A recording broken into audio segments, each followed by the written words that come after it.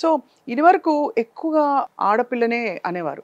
పిల్లలు పుట్టట్లేదంటే హిందీ సినిమాలో అయితే 'తు బాంఝ్ హై' అది ఇది అని చెప్పి మనకి హెవీ డైలాగ్స్. ఇది అసలు గొడ్రాలంటారా తెలుగులో ఏదో? ఆ! గొడ్రాలు.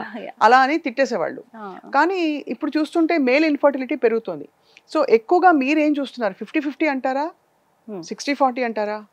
I would say 60-40 though books research ప్రకారంగా 50 అన్నా కూడా అసలు every second every male is ఏదో ఒక అబ్నార్మాలిటీ అయితే ఉంటుంది.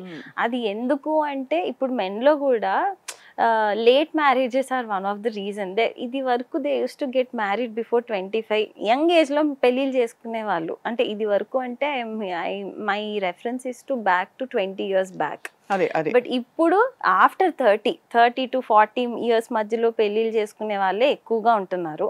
ఆ పీక్ టైంలో they have to focus on their career, finances చూసుకోవాలి. పేరెంట్స్ అంటే they have so many responsibilities on them. ఈ స్ట్రెస్ వల్ల దే ఎయిదర్ స్పర్మ్ క్వాలిటీ తగ్గిపోతూ ఉంటుంది, లేదు అంటే అసలు న్యాచురల్గా వాళ్ళు ట్రైయే చేయరు. అంటే ఈ ఇంత మెంటల్ స్ట్రెస్ ఉంటే మెన్కి యూజువలీ సెక్షువల్ పర్ఫార్మెన్స్ కూడా అంత బాగోదు. So that will again lead to infertility. Keep on delaying. ఆ డిలేయింగ్ ప్రాసెస్లో పాపం ఉమెన్ ఏజ్ పెరుగుతూ ఉంటుంది. ఎట్ ఫైనల్ బ్రిమ్లో వస్తారు, వేరే నాకు ఉండే ఆప్షన్ ఎయిదర్ డోనర్ స్పర్మో ఐవీఎఫ్ ఇలాంటి ఆప్షన్స్కి ఎండ్ అప్ అవుతారు. బట్ ఇప్పుడు ఐ వుడ్ సే ఎడ్యుకేషన్ ఎక్కువైంది కాబట్టి అన్మ్యారీడ్ మెన్ కూడా వస్తున్నారు just to see.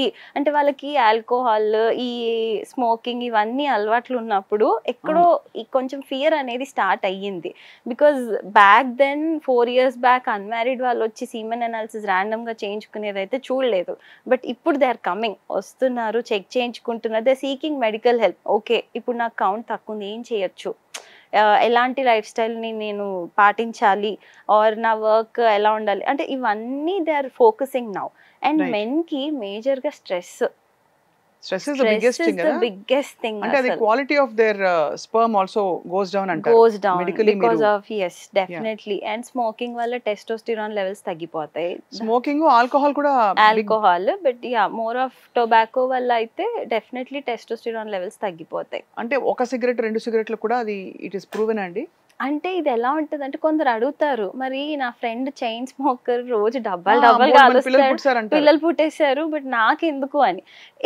It is individualised. ఒక్కొక్కరి బాడీ ఒక్కొక్కలాగా ఉంటుంది. ఈ స్మోకింగ్ అనేది నీకు ఎఫెక్ట్ అవుతుంది అంటే నువ్వు ఆపేయాల్సిందే. ఒకటి లేదు, ఒకటి కాలు వచ్చా, రెండన్నా స్మోక్ చేయొచ్చా అంటే that will impact. If it something is impacting you, definitely you should stop it.